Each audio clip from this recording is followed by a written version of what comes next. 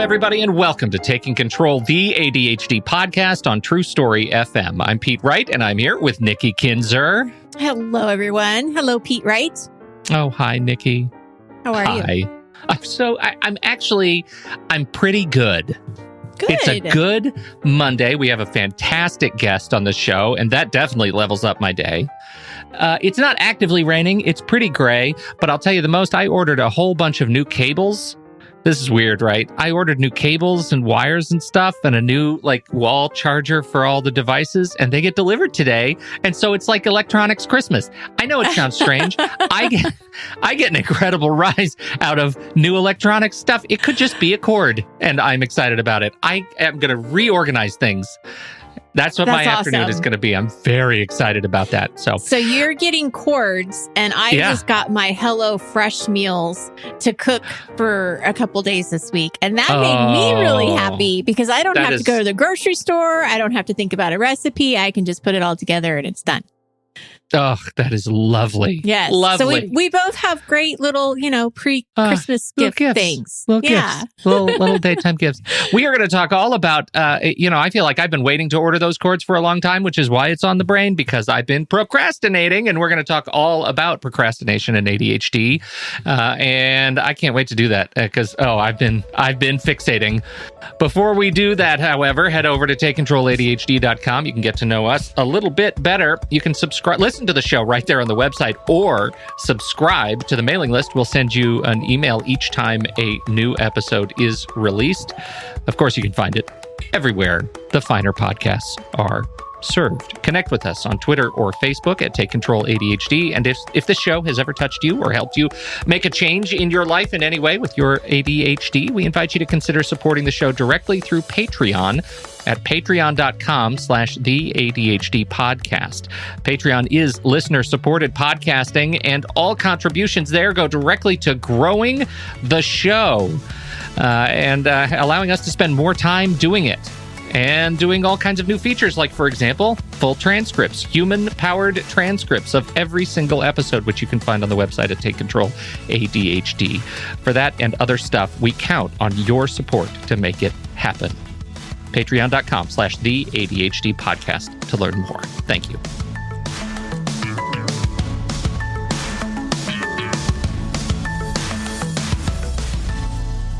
Lynne Edris, productivity and ADHD coach and co-host of the award-winning ADHD Support Talk podcast. Lynne specializes in helping professionals struggling to reach their potential due to challenges with disorganization, procrastination, poor time management, weak follow-through, and other things I've never heard of. She's all about helping people who have too much on their plates, and she's here to talk to us today about just one of those, procrastination. Lynne Edris, welcome to the ADHD podcast. Thank you, guys. I'm excited to be here. Well, we're thrilled to have you. I want to start before we dig into the procrastination stuff. Please, would you tell the folks a little bit about your podcast for those who are looking for a new binge? I've been listening to the ADHD Support Talk for a little while. I regret to say it is new to me. For the last, I don't know, right around, what month is it? It was right around when ironically, when the pandemic hit. Clearly, I wasn't looking for anything else to do. Searching for new podcasts, right? That sounds about right. And I started searching. I realized you guys have been the podcast itself has been around since 2008. You are the grande dame of ADHD podcasting. Indeed, yeah. And when did you join the show full time? It's a couple of years now, right? I to be honest with you, I can't remember. It was somewhere between, I always say 6 months and 10 years ago. I'm not sure, somewhere in the middle there. Tara McGillicuddy founded it, and she brought me in. Oh gosh, it's been several years. To co-host with her. So we always have a lot of fun together, and, we kind of approach things similarly. So I was honored to be brought on to such a long-running show. And it's been a lot of fun. And it's been a really great way to meet some of our colleagues that I've never met, in sort of real life and in actual person. So it's been a lot of fun. Well, it is great. Find it, everybody. ADHD Support Talk. Just search for it where podcasts are found, and the Google knows where it is too. And definitely jump in. I just, whenever I start doing my show prep for this show in the morning, I'll turn on a podcast as I'm and this morning I kicked it off with your episode on ADHD and burnout, the most current episode that showed up in my feed. Burnout and procrastination are obviously these like twisted siblings, right? They're so frustrating. And the big struggle for me is connected to my practice of rest to get back on track with time. How do you see those things, those factors working together against us with ADHD? Oh my gosh. It's all like a big pile of tangled spaghetti sometimes, right? But I think right now for so many of us, there are a lot of different ways that we rest, right? And for some of us with ADHD, it's, like the typical definition of rest, sleep, which has its very own challenges, of course. And then there's the kind of rest and recharge that you get from your interests outside of, the things that you do that are, all day long, whether it's taking care of your home or your business or, work or whatever. And I think the thing right now that's happening for a lot of us, and I know I'm feeling it more now, I think as sort of in the midst of all of this insanity, we're heading into maybe a prolonged additional sort of period of let's call it difficulty. A lot of those things that I did that I didn't even really identify as ways that I recharge are gone. Yeah. Right.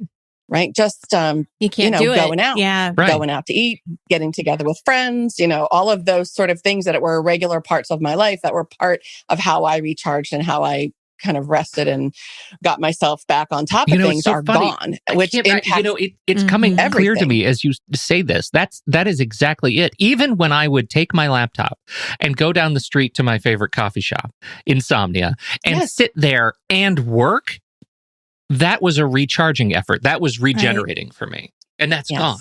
Yep. Yeah. Yeah. And I think it's extra hard for us with ADHD because we need more stimulation, because we need more variety, right? That's so important to us. And most of us are really having a difficult time finding ways to get that right now. Yeah. Absolutely. And anytime you're in a slump, let's call it. Well, anytime procrastination can be a problem, right? But it may be more problematic when you're not recharged. Sure. Yeah. I mean, I think just about anything can impact procrastination when it comes to ADHD, but it's a big one. That makes total sense because, if you're already burnt out, and it's going to just make it that much easier to avoid whatever it is that you need to do that you just don't want to do. Absolutely. It's a good point. I think, your experience in working with, professionals, entrepreneurs, I think we've got a lot of folks in our audience who fit that category, right? Who are inspired individuals. And I think they would love to hear your insights based on your experience working with these folks about how procrastination impacts those at work and what the costs are ultimately. Why is it important that we take a step back and get our arms around this? Honestly, I've been at this for going on 15 years now. And over time, we work with people from all over the world, all different walks of life, all different kinds of professions, all different sort of lives, backgrounds, whatever, and all different kinds of challenges as well. But I always think of my top 3 reasons that people come to me for help. Number 3, probably number 3 most common thing I hear about when people come to me looking for help is overwhelm. Number 2 is procrastination. And sometimes we call it poor follow through, but it's all sort of tangled up in that not doing what you intend to do when you intend to do it stuff.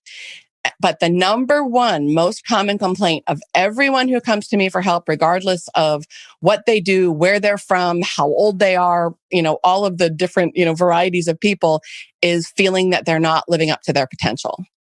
So those feelings of unmet potential, not achieving what you know you're capable of consistently, because that consistency is key for us, right?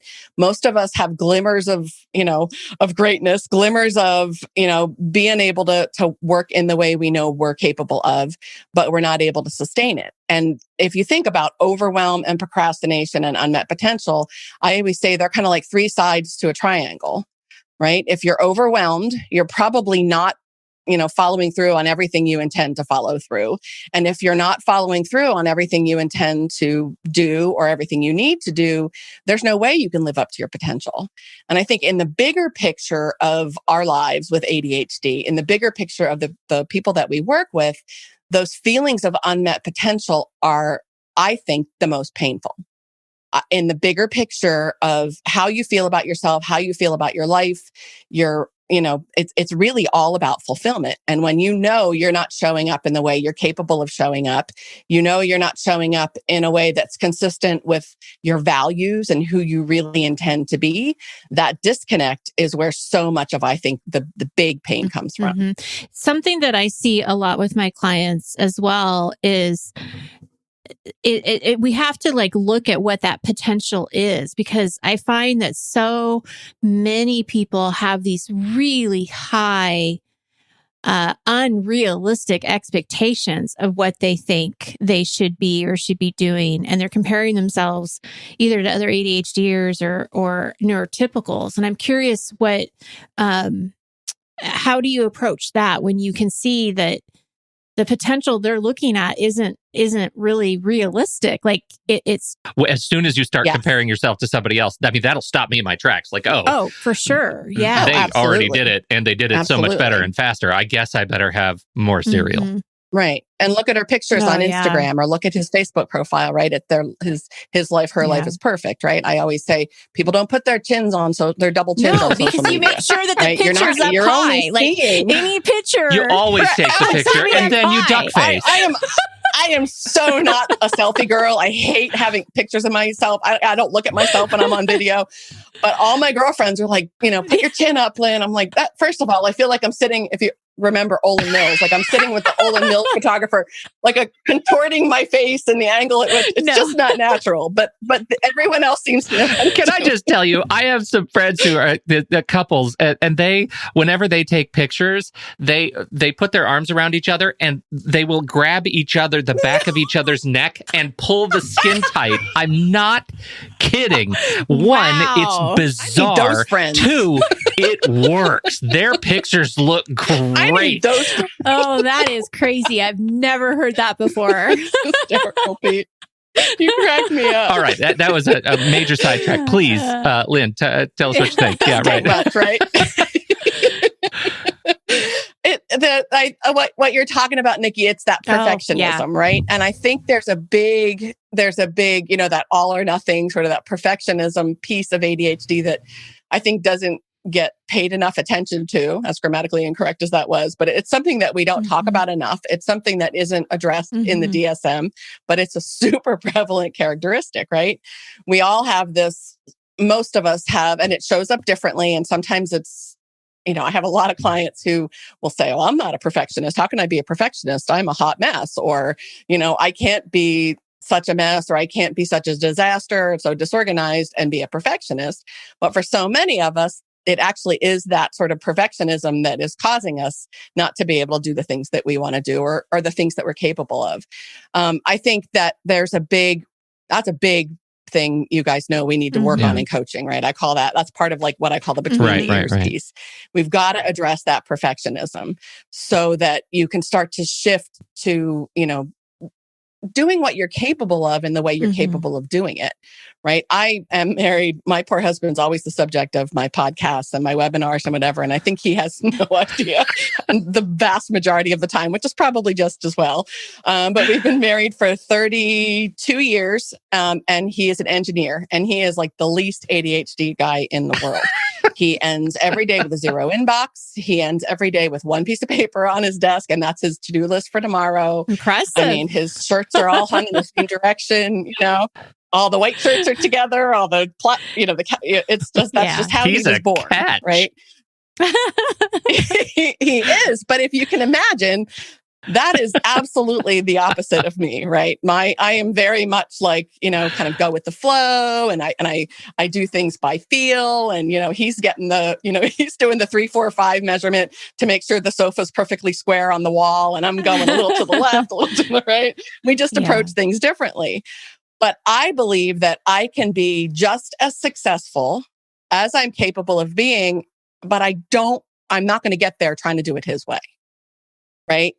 So it's fun. It's being good with who you are, being good with doing things your way, really getting in touch with what your strengths are, what your tendencies are. I think those things are the things that are the keys to your success. We're learning to lean on those and rely on those. And then, I don't want to say the sky's the limit. We've all got limitations, right? But I think most of us know what we're capable of. Most of us know that we could be doing better, being better. And that disconnect between how you're showing up and how you intend to show up, especially when it's fueled by things like procrastination, is where a lot of that pain is. So getting in touch with what is it that you want, which sounds so obvious, but so many of our clients come to us and aren't real clear on what they want because they haven't really allowed themselves or given themselves the space and kind of the time and the energy and the focus to think about that and to really believe that it's possible again. If, again, assuming that at one point in their lives, usually at a much younger age, they realized what was possible. But we really have to learn to do it our way and be okay with that. I like to think that I'm a perfectionist and I'm just not very good at it, right? And that's where kind of the pain exists, because I have the taste and the awareness to know what it looks like to do the job right. And I am unable to actually do that.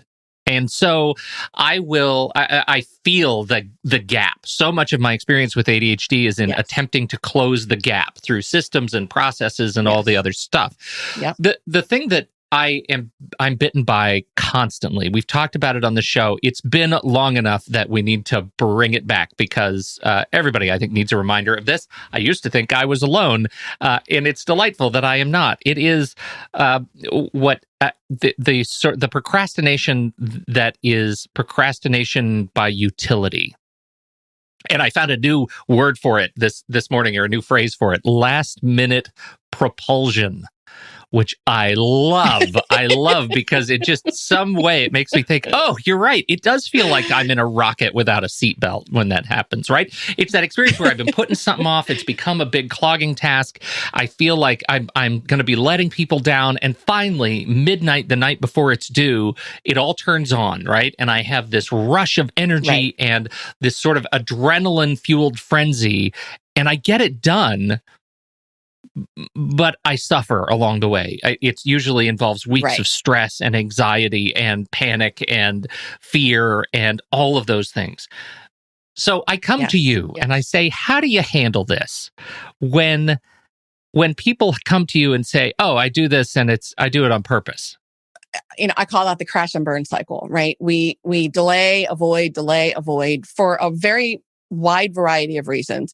And sort of before I'm going to take like a quick step back, because I think one of the things that I like to dig out with my clients right out of the gate, and one of the things that I teach on a regular basis, is to really think about like what procrastination is. And that sounds sort of obvious because we live there so much. We think we know like generally what it is, right? But if you think about, years ago, 15 years ago, maybe more than that, I used to run a local ADHD support group, and I was doing a talk on procrastination. And I was like, I need some inspiration. I need to come up with another word besides saying procrastination 715 times, in 45 minutes. So I got out my good old fashioned hardback Webster's dictionary and I looked up procrastination, and the definition was something to the effect of, putting off intentionally doing something that needs to be done. And I have it. I've saved it because I think that speaks volumes. You need to say it again. Putting off is part of the definition. Doing something that needs to be done. Intentionally doing something that needs to be done. Yeah. Right. So, or needs to be done or something like that. But it said putting off intentionally something that needs to be done. And the word intention really hit me there, right? Because most of the time when you have ADHD, you procrastinate, you have good intentions, right? And I think it sounds like maybe an excuse, but I think it's an important distinction to make, because there are times when we intentionally procrastinate, like don't really care, aren't concerned about the outcome, aren't concerned about any consequences. That's intentional procrastination. That's kind of the way that I frame it. When you have good intentions and you still put something off or delay something or avoid something or don't follow through on something, if it's not an intention issue, then the solution needs to be different. Does that make sense? So I think of it like intentions as being connected to your values, and that's sort of like a character, moral sort of a problem, right? I don't care about the outcome, so I'm just not going to do this thing, right? And sometimes that's what it looks like. But usually with ADHD, that's not the problem. It's not that we don't care.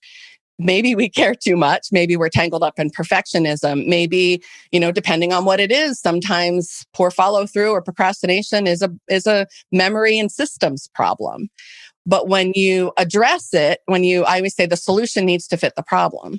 So when you address maybe a strategy problem, like a memory problem, or you address a motivation and overwhelm problem with a moral solution, which is like a lecture, here you go again, all that negative self-talk that we all do to ourselves, right? Here we are again.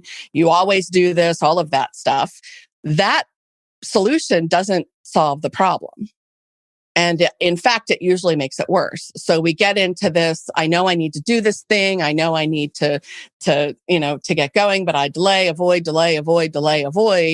And then, it's the impending deadline, the impending crisis, the potential negative outcome that's going to come when you don't do that thing finally gives you the stimulation. It finally fires up that underactive part of your brain that is ADHD related, right? And it finally gives you kind of the zap or the boost with the cortisol and the adrenaline rush and all of that to finally be able to focus more easily. And it feels easier and it feels more clear. And that sort of cycle perpetuates over time because it gets reinforced. Right? So delay, avoid, big boost adrenaline rush at the last minute. All of a sudden we can focus on something that we couldn't do before. All of a sudden we can get ourselves moving on something that we couldn't get ourselves moving on before. We don't figure out another way to start moving before we hit that adrenaline rush. So it gets reinforced and we tell ourselves, I work best under pressure. We tell ourselves, I need to wait for that motivation. I need to wait for that boost. And that ends up creating this cycle that over time, it gets harder to maintain. So when you're young, when you're in your teens, when you're in your 20s, depending on your life, and life in the grand scheme of the demands on you and your responsibilities is relatively simple, that actually sort of works, right? But then as you get older, life gets more complex, your responsibilities get more complex. What happens is that pattern becomes unsustainable. The things that you are responsible for, the people that were depending on you as you're recovering from that crazy mad rush at the end, all that stuff sort of falls by the wayside, gets neglected, creating another crisis down the road. And the cycle starts to perpetuate itself faster and faster and more frequently. And we don't recover as well when we get older because we don't have the space to do that. Some of that might be, I'm in my 50s, so my recovery is definitely not what it used to be when I was in my 20s, right? When I was in my 20s, I might take it easy at class or blow off a class or take it easy at work for a day and a few extra cups of coffee and I was ready to go. This goes back to the costs that come with procrsionation, and that changes over time. Our sense memory, you're absolutely right. I used to be able to go, to work an incredible schedule and not feel it. And I am still surprised today when I can't. Right? It's like, I used to be able to do this. Why can't I do this anymore? That's what I hear. Like, that is so true, Pete, because I'll hear that from clients too. Like, I was able to do this okay, so let's look back at when you were able to do it. You were in your 20s. You didn't have kids. You didn't have you probably didn't have a mortgage. You were renting. You had roommates, right? I mean, there were all these things that were different. And but it's true that going back to the comparison, they're comparing themselves to themselves at this period of their life that just it's not the same. It's just different. Right. Yeah. It's not. And as you get older, no matter what you do for a profession, your responsibilities get more complex as well. So they also get a little bit harder. So it ends up being this cycle that we have to learn how to get ourselves moving sooner. We have to learn how to address it. We have to learn how to notice it. So much of what we do in coaching is about awareness, being aware of when you're procrastinating, being aware of when you're putting something off, what you're avoiding, having your system set up to support you so that, this thing that you want to start moving forward, is on your radar soon enough that it's not oh crap, that thing's tomorrow or at 8 o'clock this morning, whatever, so you've got a little bit of a warning shot and you can start to get yourself moving, but really learning how you work and learning that's part of how you work, right? What did you call it, Pete? The intentional delay, procrastination, last minute propulsion. Propulsion. That's, I mean, that nails it because that's exactly what it feels like, right? And I feel, my experience of it is that, when I was in my 20s, I looked at this as part of the bouquet of superpowers that came with me being me, right? And that evolved into a story, and that story has evolved into a lie. Right. And that is, I'm blown away by that aspect of how the narrative has changed over my life, because it only has become a lie when my emotional, physiological experience of last minute propulsion can't keep up with the story that I've been telling myself for so many years. I have to develop coping systems to be able to live up to that, and I can't. So I have to do something different, and that has meant a scaffolding of alarms and alerts and time blocking and things that I never had to worry about. I could keep it all in my head, even when it was nuts. I could keep it in my head, and then I just, because I had energy to do it, and it falls apart. Right. I'm too distracted. Yeah.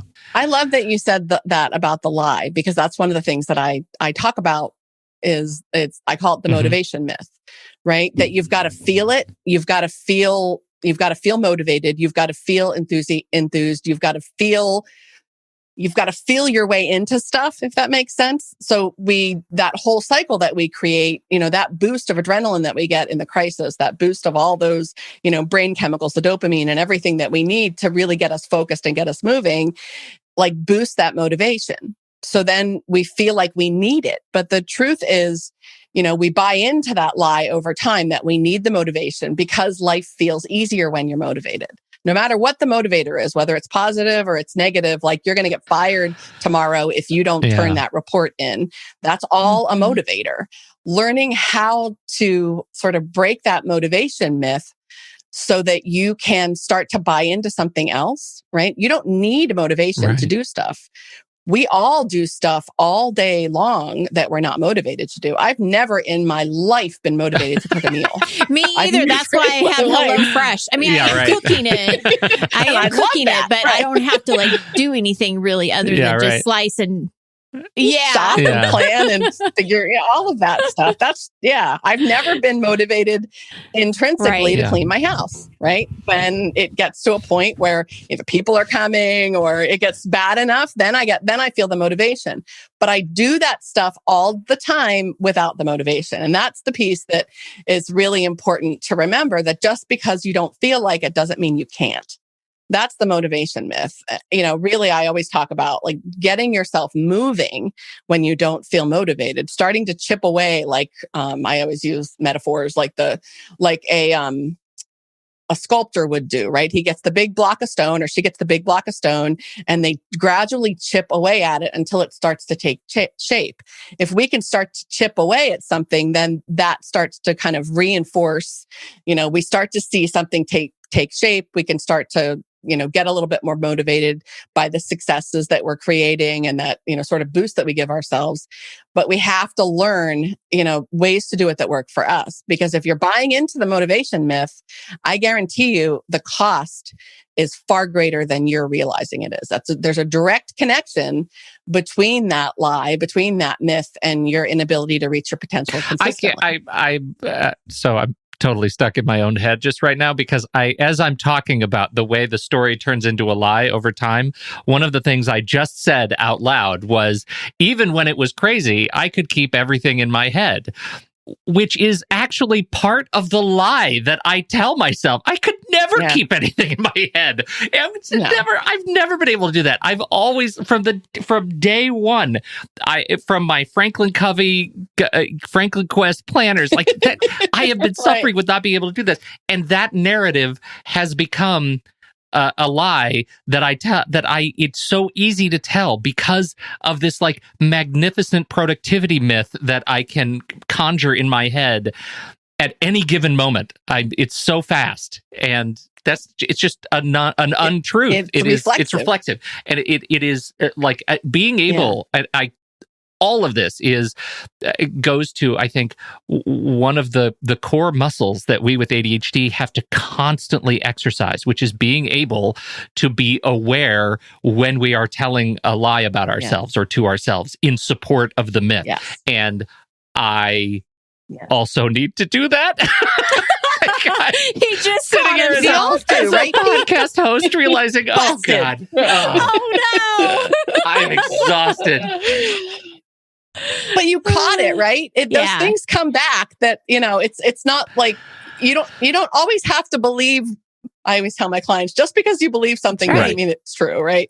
So it popped up in the moment, and you were aware enough to catch it because you're aware that that's one of the lies. I'm sitting here thinking, I only just met Lynne Edris, and I'm lying to her about myself.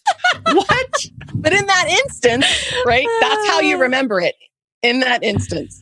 And I think some of that may be wishful thinking, right? I wish I could keep it all in my head. Although there's so much up there, I'm not sure where it would fit. That's it. I could keep it all in my head just fine. But the qualification is I'll never get it out. I will never get find it out. It again. Well, and something I want to just add too. I was talking to a client last week, and we were talking about setting up their to-do list and their calendar and how they were going to get things done, and the whole thing of how this was all going to work and break it down. Yeah, the whole system.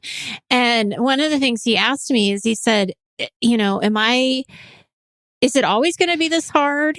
Do I always have to do this? And I'm like, I don't mean to burst your bubble, but yeah, you kind of do. And it does. And it's hard at the beginning because you're setting it up and you don't really trust it. I said, it will get easier as you start using the system and you're getting used to it and you know how to tweak it. And like we were saying before, you're making it your own. It's your system to work for you. But I was saying, are you always going to need it? Yes, because that's the reality. And I think that that's the hard part, the acceptance part that a lot of people struggle with, is that they don't want to have to do this. But it's the scaffolding, it's the structure that they need to have to work with their ADHD. And so I'm just curious, like when you're talking to your clients about that acceptance piece, how do you do that with them? What kinds of conversations do you have? It's huge. It's that, and that is huge. And especially when I used to work with younger people, and I have a son with ADHD he's 25 now. He's in grad school. He actually just got married and moved to Germany. So he's full on his own, not even on my cell phone plan anymore, which is like, awesome. It is huge because it obviously took a lot to, get him to that point. But a lot of us don't want to need this stuff, right? We don't want to need to use the systems. And I think part of that's a lie too. We have this belief that other people don't need them. And that's one of the things that was amazing to me marrying somebody like my husband. Like, he can keep all that crap in his head. And it absolutely amazes me. Like my memories is crazy good sometimes, but it's completely unreliable. Yeah. remember, conversation from 30 years ago. I can remember the words to a song I didn't even like from 35 years ago, but I cannot remember why I walked into the room if I'm not really paying attention, right? It's totally unreliable. But we have this belief that other people don't need this stuff. And to see my husband lean so heavily, and other people around me that don't have ADHD lean heavily on their tools, reminds me that that's a lie that we're telling ourselves. But you are exactly right. I mean, we need to, there's a word for it, and I can't think what it is, but it's more than just accepting it. It's surrendering to it. When you can surrender to the fact that these things support you, and the more you use them and the more you get them set up in a way where they work for you naturally, the more they've got your back, it gets to the point where it's so easy to use them that you wouldn't dream of not, because the payback is so it's so significant. Well, and it takes a lot of shifting in the way you think about and I just want to say, as somebody who does not have ADHD, I rely on my systems very heavily. Thank you to Pete Wright for introducing introducing them to me, because I have things and I'm able to do my email in a way that because Pete is he's a genius when it comes to technology. But it's so true. And I just want to say that, I can't keep everything in my head. And I can tell you there's been many times where I've missed appointments because I didn't put it on my calendar, because I trust my calendar so much that if I don't see it, I didn't show up. If I didn't have it on my things list, if I didn't put it in there, I don't do it.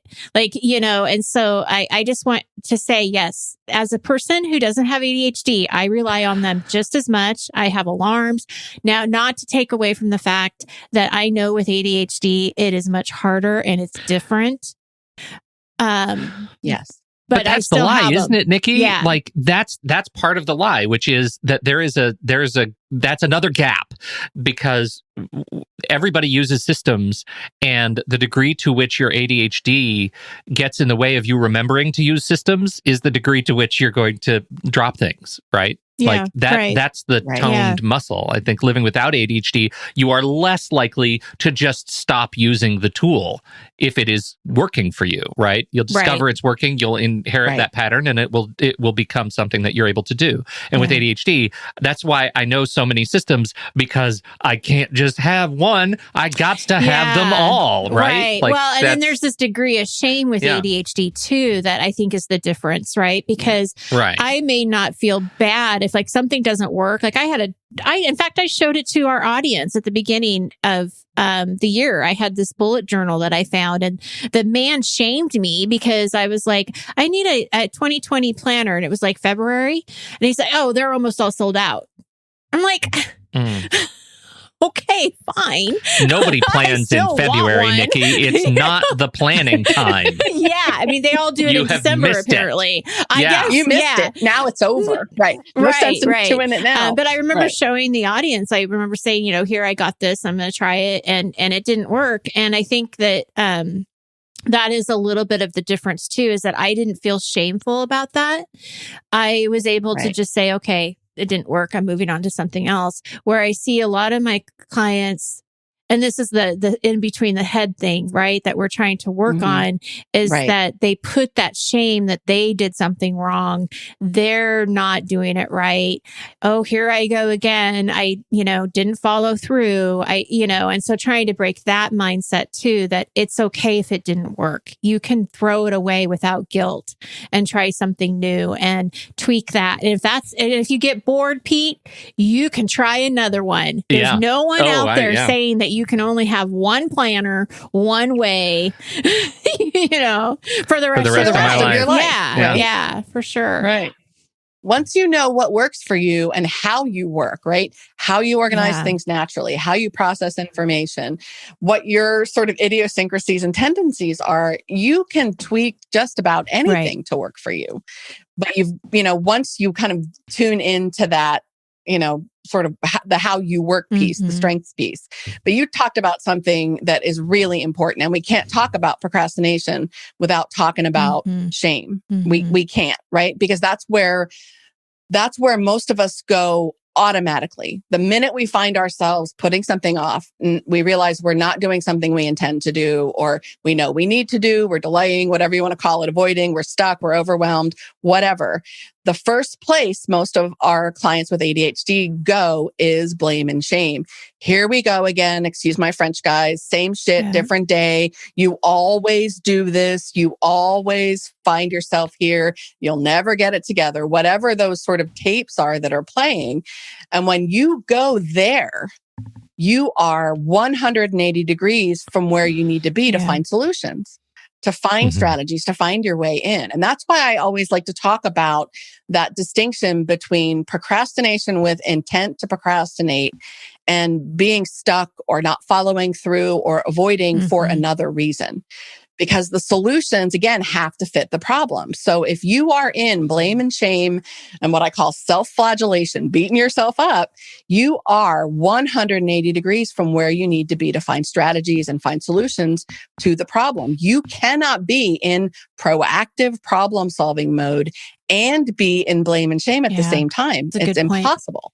So we have to learn to break that pattern, and we have to learn to recognize it and shift out of it and start to change the way that we're thinking and sort of the tapes that we're playing, those, sort of automatic thoughts that we have, those reflex sort of ways that we respond to ourselves. It's so important. If you can't address what's going on between your ears, no amount of strategies, no amount of systems, no any planner, any system, any tool, any hack, any tip, any trick, anything is going to work for the long haul if that voice between your ears, if you want to put it that way, is telling you can't do it.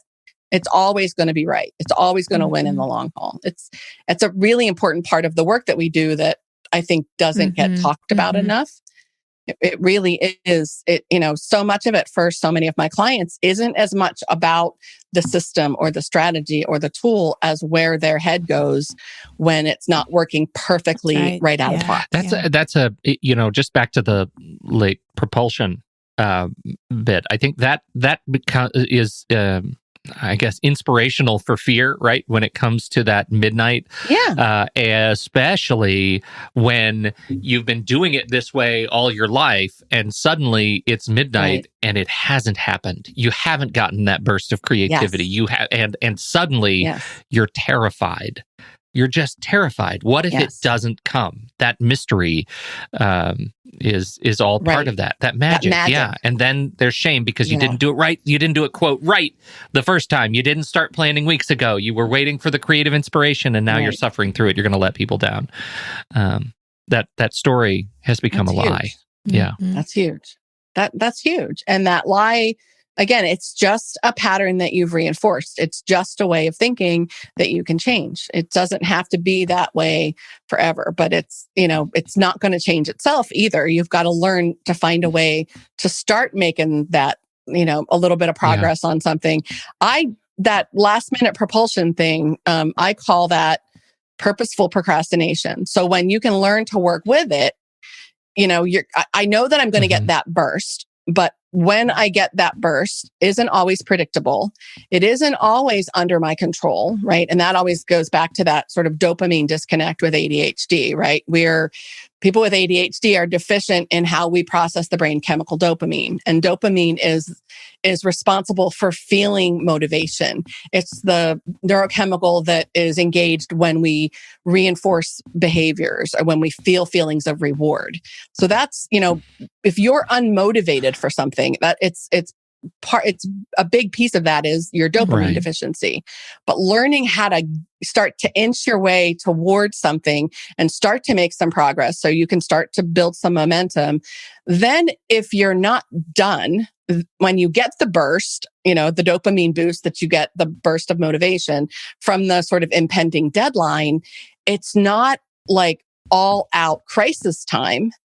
It's more intense. That's when I will I'll let my perfectionism, kind of step in a little bit. And that's when I would say pretty things up, or, I'm trying to think of example. I did a webinar last week for an event that was a topic that I hadn't done before. And it was like a starting from scratch kind of a PowerPoint presentation, which just like, I hear danger, Robinson, bells and whistles, and, you're going to get yourself in trouble with this one, right? So kind of inching my way along and then allowing that sort of last minute rush to be just final touches is, that's an okay way for me to work, right? I know I'm going to have a really hard time having it like, stamped final 2 days before. That's not my MO. But I also know that if I don't really make some good progress and have it all but done, then, if that sort of elusive moon and the stars and the planets need to align feeling that you get, when you push it to the, the 11th hour doesn't arrive, I'm still in okay shape. And you haven't let the dopamine candy hit reinforce the wrong muscle. Right. That's when it works and your late propulsion is working and flowering, and you're just a transcendental cloud of inspiration and productivity. Then you are being fed by the wrong dopamine response, because dopamine don't care, right? It's gonna feed whatever, and that becomes an addiction in and of itself, right? I am addicted to this late onset propulsion. That's hard. Absolutely. Be aware of that. What lies are your chemicals really telling you? Oh, everybody's lying to me. I think there's a lot of. I think this is actually a message of a lot of hope, and because awareness brings hope, and hopefully some of this conversation has inspired some hope for others. Lynne, you're delightful. Seriously, why has it been so long? Would you plug something? Where would you like people to go to learn more about what you and you guys are doing? Sure. You can check out the ADHD Support Talk podcast on iTunes and all the other podcast places. We also have a website, ADHDsupporttalk.com, and a Facebook community as well. If you enjoy the podcast and you want to connect, you can find the ADHD Support Talk community on Facebook. I do a lot of stuff like most of us do, right? You can learn more about me, what I do on my website. It's www.coachingadvantages.com. All the links will be in the show notes. Yes. So great. Thank you so much for being here. Great. Such a pleasure to hear you talk and share your wisdom. And we hope it's not the last. I hope so too. This is fun. It's been so nice to chat with you guys, and I hope, your listeners and your viewers will find something here that's really helpful for them. If nothing else, pay attention to the self-flagellation. Pay attention to the blame and the shame when you find you're not doing what you intend to do. It's not helping you, and anything you can do to break that and step into problem solving is going to help tremendously. Love it. What a great way to end. Thank you so much. Thanks, guys. Thank you, everybody, for downloading and listening to this show. We so appreciate you. Thanks for your time and your attention. Don't forget, if you have something to contribute about this conversation, we're heading over to the Show Talk channel in our Discord server. We're always over there. You can join us right there by becoming a supporting member at the deluxe level at patreon.com/the ADHD podcast. On behalf of Nikki Kinzer and Lynne Edris, I'm Pete Wright, and we'll see you next time right here on Taking Control, the ADHD podcast.